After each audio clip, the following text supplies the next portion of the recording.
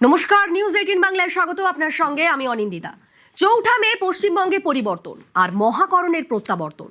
BJP সরকার চালাবে writers থেকে।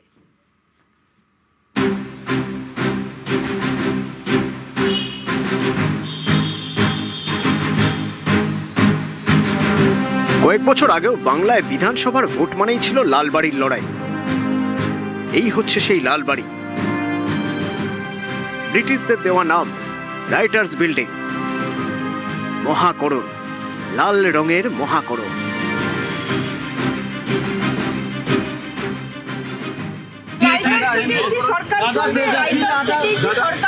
हमारा कमिटमेंट बहुत पुराना था जो हम लोग राइटर्स बिल्डिंग से ही हमारा सरकार का परिचालन है। লাল দিঘির পাড়ে লালবাড়ি, রাইটার্স বিল্ডিং। একসময় রাইটার্স মানে ছিল চরম ব্যস্ততা, ফাইলের নাড়াচাড়া, মন্ত্রীদের যাওয়া আসা। গত কয়েক বছর ধরে সেই ঘরগুলো ফাঁকা, একা। এই লালবাড়ি বহু ইতিহাস দেখেছে। ৭৭,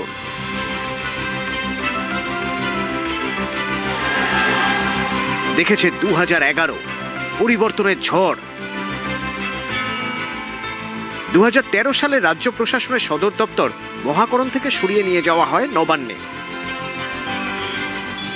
এরপর থেকেই ধীরে ধীরে যেন ব্রাত্য হয়ে গিয়েছে এই বিরাট লালবাড়ি। একা একা দাঁড়িয়ে দেখেছে সময়কে বয়ে যেতে।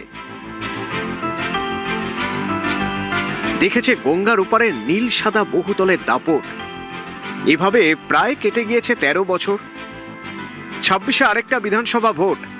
এবার ভোটে কি হবে, প্রত্যাবর্তন নাকি পরিবর্তন? উত্তর মিলল সোমবার।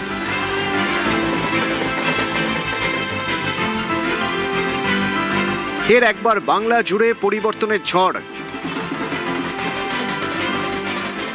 প্রত্যাবর্তনও হচ্ছে, তবে কোনো দলের নয়, মহাকরণের।